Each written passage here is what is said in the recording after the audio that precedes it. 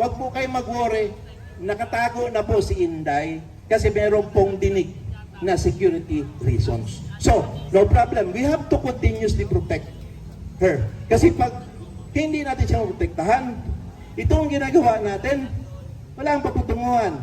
Kasi sila na naman ang gagawa ng paraan para maglagay ng tao na gusto nila para lalong nakawin ang kaban ng ating bayan. Mga kaibigan po, no, mga kasaraol, mga kamaisog, mga kareforma, lahat po sa ating lahat, gusto ko po maintindihan ninyo na ang sitwasyon po natin hindi po ito yung loko-loko lang. Galing po ako ng Davao City, nagpunta ako dito kasi gusto kong magsalita ni minsan. Nakikinig po ang aking anak, ang asawa ko, sabi nila bakit ako nandito. Pasensya po, para sa pamilya ko, I have to say something dahil po hindi na makita ito. Hindi po totoong may corruption dito sa Pilipinas. Robbery in broad daylight. Nakawan po harap-harapan. Ang corruption po, kickback lang yan, 5%, 10%. Dito hindi. Nakaw talaga sa pera ng kaban ng bayan. Iyan po ang nangyayari ngayon dito. Yun pala ang revelasyon ngayon ni Saldico. Sige, kung gusto mo umuwi, kasi gusto niya talaga umuwi, bahala na raw makulong siya. Basta, sabi niya, sige, umuwi ka, hire ako ng tao, ipatutumba kita sa loob ng kulungan. Ngayon, may sinabi rin siya na tinestify daw ni Bryce Alcantara na amount na 21 million sa ICI, hindi daw po totoo yun. 56 billion po daw yun at napunta po daw lahat kay BBM at kay Martin Romualdez. Hindi ko po maintindihan ano yung nasa ICI kasi pinanawagan po natin ng transparency. Public hearing, wala man na binigay. Siguro nakarating talaga rin kay Saldico kung ano yun. Kasi nasabi niya meron daw 21 billion na inexplain doon si Alcantara.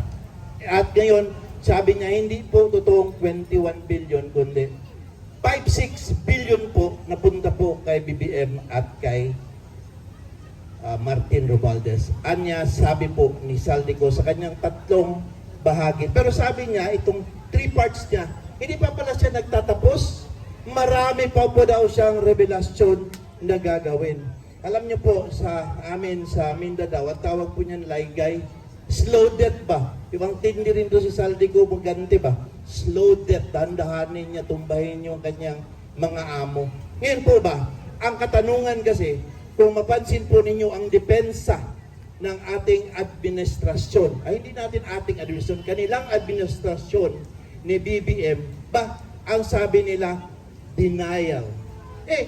Hindi naman kami, kung bakit niya in-expose, bakit niya sinabi sa SONA ni BBM, kung kasangkot siya. Alam niyo po, scripted na po yun na gagawin niya. Yan itawag po natin na plausible deniability para mag-deny sila. Alalahanin po natin, bago po yung SONA niya, meron na pong pangyayaring sakuna, meron na pong mga nalunod, meron na pong na leptospirosis, mga gamit, mga bahay na nasira, mga sasakyan. Kaya maingay na po ang sambayanan. Maingay na po tayo. Dahil nga, nagsisimula na. So, inunahan. Nagsona, expose, gawa ka ng ICI, na ang sa ICI naman, ang ICI, hindi nagbibigay ng public hearing. Ngayon, ang baha na sa Cebu, ang flood control problem na sa Manila, nandoon sa Davao City, nag-iimbestiga. At ang hindi ko maintindihan, bakit nandoon si Magalong? Akala ko ba nag-resign na siya? Bakit siya nandoon? That's a big question for us, Davaoenyo. Alam niyo po, nung pumunta po sa Davao City, pinipilit po nilang hanapan ng sira. Wala pong sira sa Davao City. Except for one, merong sira doon sa may river banda na flood, maliit na sira. Nung tinanong ni Magalong, bakit hindi yan inaayos? 2 taon na yan. Kasi po, hindi na si Duterte ang nakaupo. Kaya hindi yan ayos si BBM. Di ba? Ang aming pong ma-apply over doon na nagbibigay ng traffic, na binabalandara po nila na grabe ng traffic sa Davao City. Totoo po. dahil hindi po tinatapos ng DPWH. Ginigipit po kami doon, kung maintindihan niyo po. Kung kayo dito ang ginigipit, grabe ang panggigipit sa amin doon. Walang nagsasalita. Ngayon po, kung hinihingi po ninyo lahat na Marcos resign, ito po sasabihin ko bilang abogado, 25 years na po ko litigation lawyer, guaranteed speech po yan sa konstitusyon natin. Basta wala pong sinabing, kuha tayo ng mga gamit, mag-alsa tayo, kunin natin ang gobyerno, bawal yon. Pero pag sige tayo sabing resign, pipilitin natin, pwede po yon. Why? Because po, government authority resides in us. Sa preamble po ng konstitusyon natin, we the sovereign Filipino people, imploring the aid of the mighty God to ordain this constitution.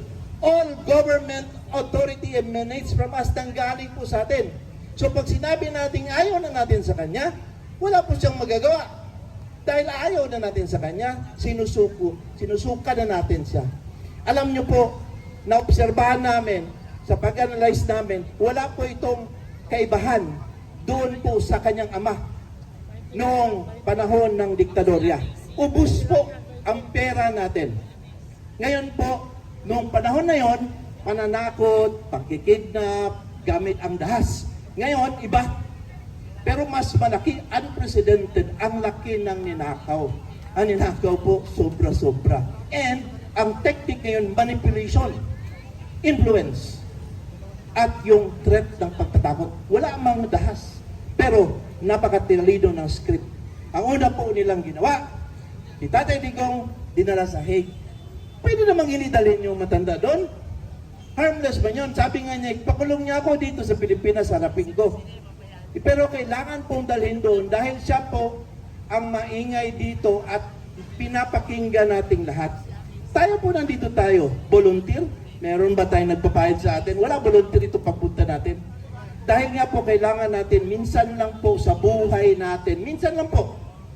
Ngayon lang po natin hingin sa ating buhay, magsakripisyo lang tayo ng konting oras. I-demand for the resignation ni BBM at saka yung mga lahat ng mga kasamahan niya. Pag magawa po natin yan, tandaan po, baka po makalimutan nating lahat. Sige tayo demand ng resignation, dapat po protect BP Sara. Protect Inday Sara. Yan po ang aming aim sa Sara All Philippines. Of course, we are together with you with the hakbang ng maisog na pinamunuan ni Randy Usman, pati ito pong Sara All, which he is the founder and convener, ang reforma ni Miss Vivian Velez. Lahat po tayo dito, iba-ibang grupo sa Angeles ni Pastor Jerry, lahat po tayo nagsasama-sama para dito.